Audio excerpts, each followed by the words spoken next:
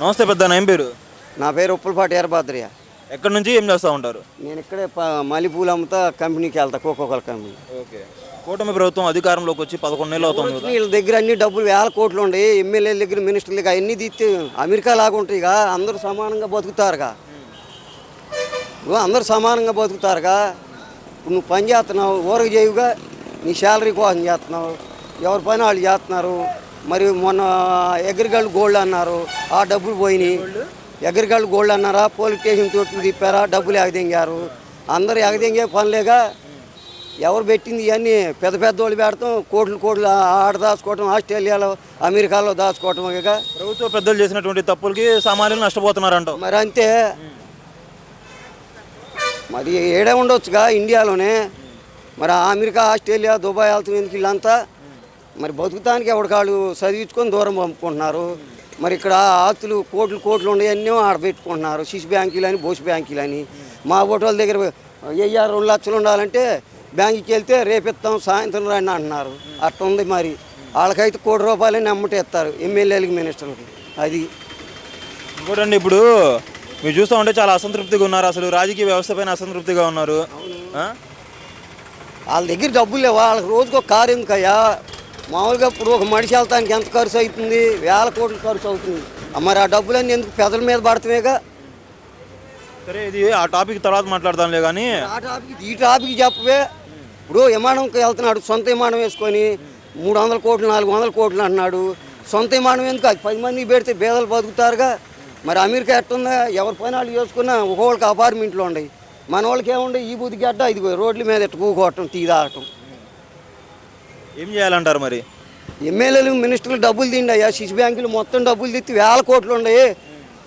7 ఎకరం 10 ఎకరాల రైతు మీద పడుతుంది. వేల కోట్లు ఉండవాళ్ళని పట్టుకోండి ఎవరైనా. ఇప్పుడు ఎటు పక్క ఎక్కువ ఉన్నాయంటారు? ఇటు పక్క ఉన్నాయి. అటు ఎమ్మెల్యేలు, మినిస్టర్ దగ్గర ఎవరి దగ్గర డబ్బులు వేల కోట్లు ఉంటాయి. ఒకళ్ళ దగ్గర 200, 300 కోట్లు ఎందుకు? ఒకళ్ళు 200, 3 కోట్లు, 500 కోట్లు, 1,00,000 కోట్లు ఎందుకు? సంపాదించుకోవడం తప్పంటావా? సంపాదించుకొని ఎవరు కడుపులు కొట్టా? బక్కోళ్ళు కడుపులు కొడతామే. కడుపులు కొట్టకుండా సంపాదించిన కూడా పంచి పెట్టడం. పని చేస్తే ఎంత వస్తాయి? రోజుకి ఒక 5 సంపాదిస్తాడు. కోట్లు రావుగా రోజుకి. ₹1,00,00,000 పెట్టి బిజినెస్ పెడితే రోజుకి ₹10 వస్తాయా? ఏమయ్యా పార పని చేస్తావు? నేను ₹1,000 వస్తాయి, 1,000లో 200 దాగొచ్చు. మరి కోటి పెడతావు. కోటి ఆ నుంచి వచ్చినాయి. కోటి సంపాదించుకున్నాడు. ఆ నుంచి ఏ తాతలు ఇచ్చారయ్యా? ఎవరో ఎత్తిన చేయిలు పెట్టారు. ఎవడు చేయి పెట్టకుండా డబ్బులు ఎవడు సంపాదిలా. అది అంతే. పేరు? నా పేరు నాగయ్య. ఏం చేస్తూ ఉంటారు? ఎక్కడి నుంచి? మనిషి ఏం చేస్తానయ్యా. ఎక్కడి నుంచి? ఎక్కడే ఈ ఊరేనా? సరేనండి. కూటమి ప్రభుత్వం అధికారంలోకి వచ్చి 11 నెలలు అవుతా ఉంది కదా. ఎలా ఉంది పరిపాలన? బాగానే ఉందా? నెంబర్ 1గా ఉంది. నెంబర్ 1గా ఉంది అంటున్నారు.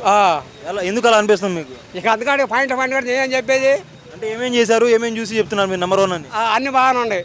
అన్నీ అంటే అన్నీ ఏందో కొన్ని చెప్పండి. రోడ్లు ఎలా ఉన్నాయి, అలాంటివి ఏమైనా ఉంటాయి కదా? చేస్తున్నారండి. చేస్తున్నారు. గతంతో పోల్చుకుంటే ఇప్పుడే చేస్తున్నారా? అది ఎందుకు నచ్చలేదు మీకు? ఆయన గారు చేశారు. ఇప్పుడు ఇంకా చేస్తున్నారు కదా వీళ్ళు కూడా. అది సరే పెద్ద. ఇప్పుడు పథకాలు వస్తున్నాయా మీకు? పథకాలు ఏమేమి వస్తున్నాయి? పథకాలు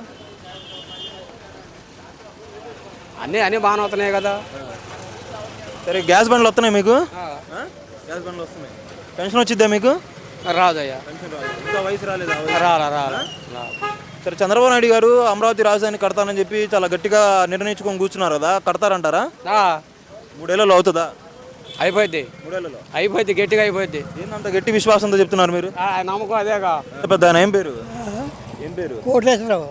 ఏం చేస్తూ ఉంటారు? వ్యవసాయమే. వ్యవసాయం చేస్తున్నారా? ఈ వయసులో కూడా చేస్తున్నారా? కూటమి ప్రభుత్వం అధికారంలోకి వచ్చి, అధికారంలోకి అంటే 11 నెలలు అయింది ఎలక్షన్ జరిగేసి, సంవత్సరం అయింది ఎలక్షన్ జరిగేసి మొత్తం కూడా. నిన్నటితో చూసుకుంటే ఎలా ఉంది వాళ్ళ పరిపాలన? బాగానే ఉందా? బాగానే ఉందంటే ఏమేమి బాగా నచ్చినాయి మీకు? ఏమేమి నచ్చినాయి మీకు? బాగుందని చెప్పి అంటున్నారు. బాగానే ఉన్నాయి అన్నీ అంటే అన్నీ ఏందో చెప్పండి కొద్దిగా. అన్నీ బాగానే ఉన్నాయి. జగన్ ప్రభుత్వం బాగుందా, ఈయన ప్రభుత్వం బాగుందా? ఇందే బాగుంది. జగన్ ఎందుకు బాగాలేదు?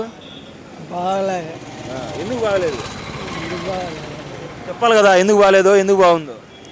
కొంతమంది బాగా, కొంతమంది బాగుంది. నీకు ఇప్పుడు ఎందుకు నచ్చింది చంద్రబాబు నాయుడు పరిపాలన? అన్నీ బాగానే చేస్తున్నాడని అని పెద్ద ఏం పేరు? గంగాధరరావు. ఏం చేస్తూ ఉంటారు ఈ వ్యవసాయ? ఆకుకూరల బేరమే. ఎన్నేళ్ళ నుంచి చేస్తున్నారు? సంవత్సరం బట్టి. ఏ ఊరు నుంచి? ఈ ఊరే. పేరు ఊరు పేరు? వడ్లపూడి. వడ్లపూడి.